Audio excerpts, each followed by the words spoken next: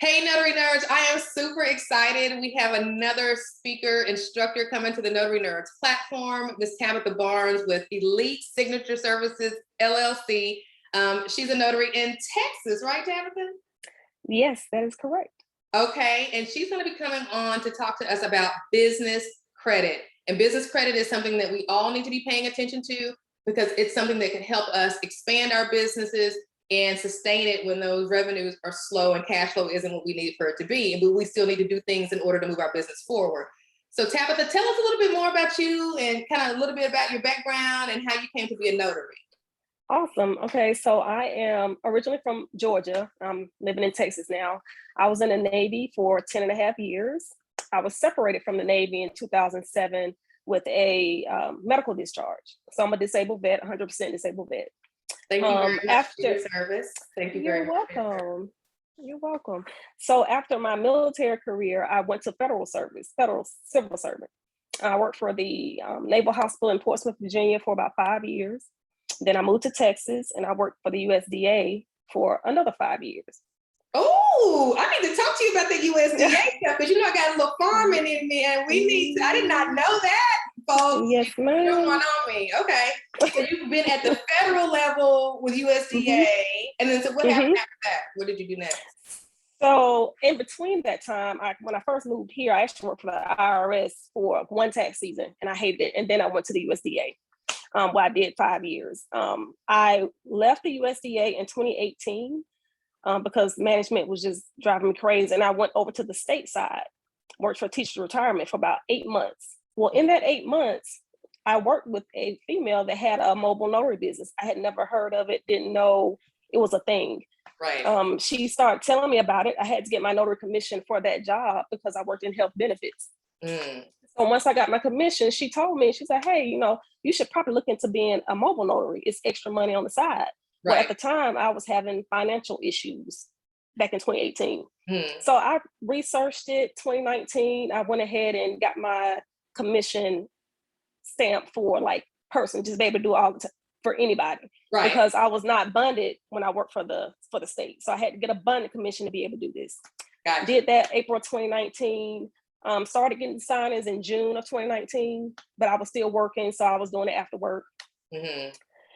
After the summer, I noticed how I was giving up a lot of money. Like I was turning down so much money because orders were coming through when I'm at work.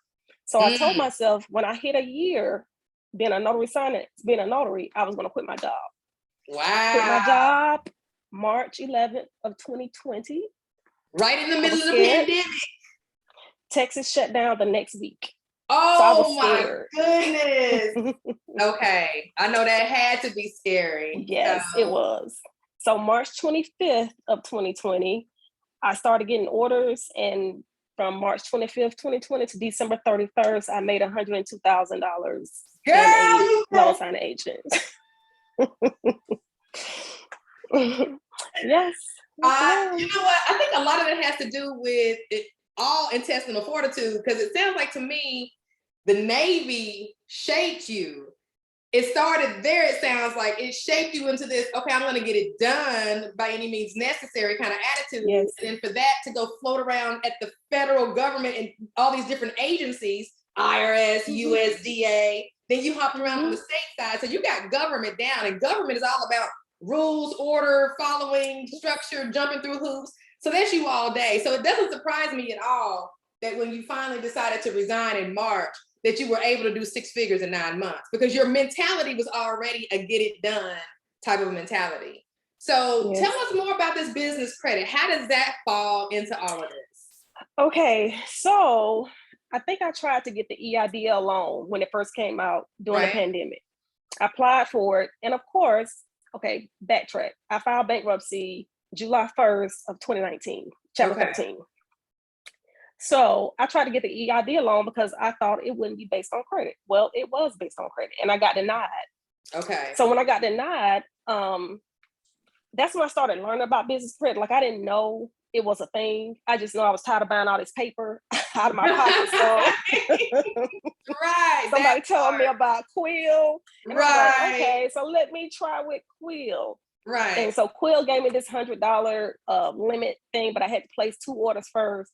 and I still didn't know anything about business credit. It was just intriguing to me that it was a such thing as business Right. credit. So then I started learning that it's not the same as personal credit. You know, it's credit score, the highest you can get on the business side is 100 versus, you know, the credit bureaus that go up to 850. Right. Inquiries don't hurt business credit like it does personal credit. Mm. You can apply for something every day if you want to. It doesn't matter as long as you have a score generated. Okay. So I started learning about how the scores work, how it generates, how you need an 80, how you need a DNB number. I applied for my DUNS number. I did that when I first got my business, but I didn't know what a DUNS was. Like I just thought it was for government, trying to get government contracts. And I knew eventually that was what I wanted to do because I have so much federal government background. Of course, right. Didn't know I needed for credit, you know, but like I said, I learned all of that. Learned the companies to try to go to. When it got into a couple of business credit groups, took some training, paid for out of pocket about business credit from Kendra. I can't think of her last name now, but she has a business credit architect. That's what it is. Mm-hmm. Took that course, kept researching. Right. And so I started, you know, pulling the trigger on trying to, let me see if this really works. Right. And it was working. I guess Uline Quill is what I started with 2 years ago. When I figured out I had a 80 DNB number, that's when I started trying to get the Lowe's, and Granger did not give me an account. So I got denied there and I just kept moving. Well, fast forward to this year, from January until May of this year, I told you 100,000, but it's actually $86,100 in business credit. And I was able to get a vehicle finance in May of 2021 Toyota Highlander, $48,000 vehicle with no money down and an 8% interest rate in a Chapter 13 bankruptcy. Girl, you see my head right now? Just like, okay, so that was a lot. You are, to me, what I think a lot of notaries would benefit from is you have had boots literally on the ground and had that bankruptcy to overcome, but it didn't stop you. It didn't stop anything. That was on the personal side. You got wind of the business side, which is a whole completely different lane. You began to understand how that lane worked. And then you said, okay, great. I got this going on over here. Guess what I'm about to do over here? And so it allowed you to finance a vehicle. And this is something that's important, you guys. I think that the mobile notary that gets one of those NV200 machine vans, those little sprinter vans, gets it wrapped and is the real mobile notary in their town, is the one that's going to be a millionaire, because that right there. But it's all about having that business credit to be able to finance the van. The van is only $25,000, right? I say only, but you would think it would be more. But the fact that you just said you've been able to get this business credit up to $86,000, does that include the financing of the vehicle? Is that? Yes, that's with the vehicle. Yep. Sam's MasterCard has a revolving credit card. They're about the only revolving credit card you can get on the business side. Torpego, Divvy, all those are like not accounts you have to pay back net 30. Right. So but Sam's is revolving. So for people like myself who don't have great credit, it's not horrible. It's not as bad as it used to be, but it's not great. Like, it's average, let's just say. That's something that we can do. We can actually start working on our business credit and pretty much in a short time frame, if we're diligent, achieve something similar to what you've achieved, basically. Yes, in less than 6 months if you do it right. And my thing was not to personal guarantee. Even if I had good credit, I would not personal guarantee anything with my business because I want to keep it separate. That was the whole part of me getting the LLC. So you have to freeze your credit reports because they will some companies do soft pulls just to verify your identity. But you want to make sure that credit is frozen so they can't do a hard pull on your credit. Got you. You guys, this class that Tabitha's about to teach at Notary Nerds University is going to be just the beginning. And you want to get in on it from the beginning so that you can understand the foundational things. Now, here's what I want to make sure everybody understands. There is no way that Tabitha's going to be able to come on to Notary Nerds in an hour and a half and teach us everything that we need to know about business credit. She's going to come and give us meat and potatoes. But you guys need to be prepared because I'm having her prepare, and she's already in the works of getting this program together so she can help us all go through the process. So you guys be ready for that.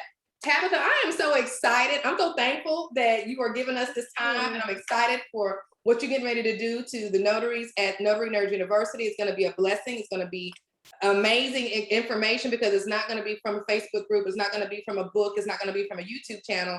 It's going to be directly from someone who actually did it for themselves and is kind of one of us. You're out there doing the mobile signings. You were working full time. You understand the challenges that are faced. So be there or be square, folks. Tabitha, there's anything you want to tell us to prepare for our for when you do come teach later on in the month?